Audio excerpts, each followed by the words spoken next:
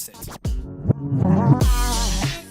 Josh, Renee, and their children Dalton, Foster, and Callie move into a new house. At night, Dalton hears noises and investigates the attic, but falls off and sees a figure in the shadows. The next day, he falls into a mysterious coma. Josh and Renee eventually bring Dalton home from the hospital. Then things get weird. Strange voices through the baby monitor, unexplained sleepwalking, a random burglar alarm, more shadowy figures, and a bloody handprint on Dalton's bed. Eventually, they are attacked by the shadowy figure, so they leave the house. Josh's mother, Lorraine, explains that she dreamt of a demonic figure who wants Dalton.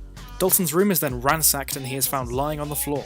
Demonologists Elise, Specs, and Tucker visit, and Elise sees this red-faced demon on the ceiling. She explains that Dalton is not in a coma. Instead, he was born with the ability to mentally travel to the Further, a place for the souls of the dead. While Dalton's mental presence is there, his empty body has become a vessel for demons to travel between their world and ours. Elise performs a seance to contact Dalton, but it is hijacked by the red-faced demon. She reveals that she has actually known Josh since his childhood, when she performed the same service on him decades ago to protect him from a different demon, the spirit of an old woman. Therefore, Dalton inherited this trait from his father, Josh. So Elise puts Josh into a trance so his mental presence can go to the Further and save Dalton. He sees Dalton chained to the floor of the red-faced demon's lair and frees him. They also see the demonic woman's spirit from Josh's childhood, but Josh defeats her and she fades away. Josh and Dalton awake in their new home. All seems well until Elise takes a photo of Josh and he reacts angrily and strangles her. Renee finds her dead body, tries to find Josh, but is shocked to see that Josh has now become possessed by the old woman demon.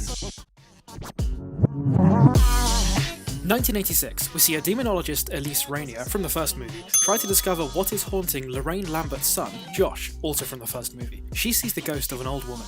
Elise and Lorraine agree to hypnotise Josh to make him forget. Present day, so a few decades later, a detective questions Josh's wife Renee about Elise's death. We saw at the end of the first film that Josh got possessed by the ghost lady and strangled Elise. The detective warns that Josh could be implicated in Elise's murder. The family then move to Lorraine's house, where hauntings happen, like the daughter Callie crying at seemingly nothing and Dalton having bad dreams about a lady in a white dress. Specs and Tucker, the nerds from Insidious Chapter 1, find a videotape called Lambert, Josh, 1986, in Elise's house, on which they see a mysterious figure standing behind child Josh. At Lorraine's, the police tell Renee that the murderer's fingerprints do not match Josh. Suddenly, the woman in white appears and knocks Renee unconscious. A mysterious voice then tells Josh to kill his family. Specs and Tucker show Lorraine the videotape to see that the figure standing behind child Josh was actually adult Josh. They see Carl attempt to contact Elise's spirit with word dice. They go to Lorraine's old hospital where she recounts the story of Parker Crane, a patient who tried to castrate himself. In a flashback, we see Parker attacking child Josh and that Parker then committed suicide, despite Lorraine seeing him in an elevator. The group go to Parker's old home where they learn that it was his mother speaking through the dice, not Elise. They find a secret room filled with corpses, a black wedding dress, and newspapers about a killer named The Bride in Black. Something then begins to possess Josh, revealed to be Parker's spirit. Josh/Parker then strangles Carl, who awakens in the Further. He meets real Josh and they both try to find Elise. Another evil spirit attacks Josh, but Elise appears and banishes the spirit away. We see that this is what triggered all the weird happenings in the first movie. Meanwhile, in the real world, Josh/Parker attacks the family, but Renee and the children escape to the basement. Dalton, already having been to the Further in the first movie, falls asleep and travels there to save his dad. There, Josh, Carl, and Elise revisit child Josh in 1986. See, this is why that videotape showed adult Josh standing over child Josh. They all see Parker's mother, Michelle, the lady in white, abusing him for acting like a male, because she always wanted a daughter instead. We assume that Parker was the mysterious bride in black killer all along. Josh fights Michelle but is saved by Elise, which interrupts the possessed Josh in the real world, saving the family. Crane's ghost disappears, Carl, Josh and Dalton escape back to the real world. Josh and Dalton choose to have their memories erased. Later, Specs and Tucker investigate the case of a girl, Allison, who is in a coma. Elise secretly enters the home and hears the haunting sound of the red-faced demon from the first film. In a flashback from before she died, demonologist Elise uses her powers to contact the spirit of Lilith, the mother of teenager Quinn.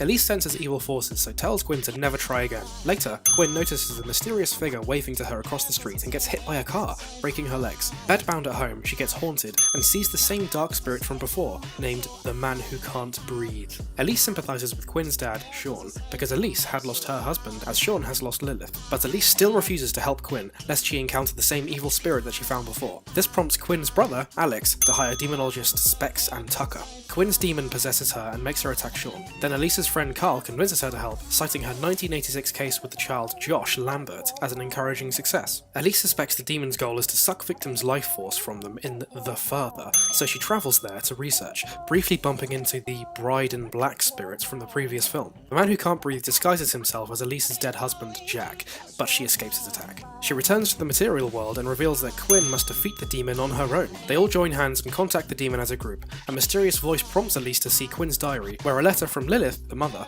is kept. Reading this guides Lilith's spirit to help Quinn defeat the demon, and Quinn fully returns to the material world. Elise, Specs and Tucker join forces to investigate future cases.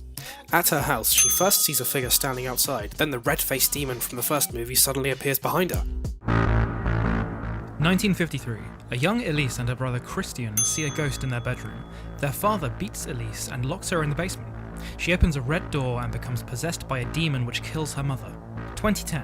Elise is a paranormal investigator with Specs and Tucker. A client named Ted experiences paranormal events at Elise's childhood house. There, she finds Christian's lost whistle that was supposed to signal for help decades ago, but it disappears when she sees a female spirit. She reveals that when she encountered the same spirit as a child, she fled the house to avoid getting beaten by her father, abandoning Christian. The gang meet Christian's daughters and learn that he is still angry at Elise for abandoning him. Hoping to repair their relationship, Elise hands Melissa a photo of the whistle, telling her to show it to Christian. Elise discovers a young woman being held prisoner in a secret room. Ted reveals that he is responsible and locks the group inside, so Specs kills Ted in self-defense. Later, Christian retrieves the whistle. Melissa, one of the daughters, is attacked by Keyface, the demon from Elise's past, and enters the other dimension, the Further. Elise tries to save Melissa by searching the house and finds suitcases belonging to previous prisoners. She realizes that her father kidnapped girls like Ted did. The woman she saw as a child, Anna, was later killed by her father. Keyface attacks Elise and sends her into the Further. Christian's other daughter, Imogen, has paranormal abilities like Elise, so enters the Further as well. Anna's spirit leads her to a prison that holds all of Keyface's kidnapped souls. Elise learns that Keyface was controlling her father and Ted all along to feed on the kidnapped girl's fear. Keyface persuades Elise to beat her father, but is stopped by Imogen. Gerald then saves Elise from being attacked by Keyface and gets stabbed, sending his spirit away. Keyface also stabs Melissa, so her body starts decaying. Elise blows Christian's whistle, which summons her mother, vanquishing Keyface. They accidentally open the wrong door and see Dalton Lambert from the first Insidious movie. They leave it open and find Melissa's spirit in the next one, saving her body. Elise reconciles with her mother's spirit. Elise, Imogen, Melissa and Christian reunite in the real world. Christian forgives Elise and gives her the whistle.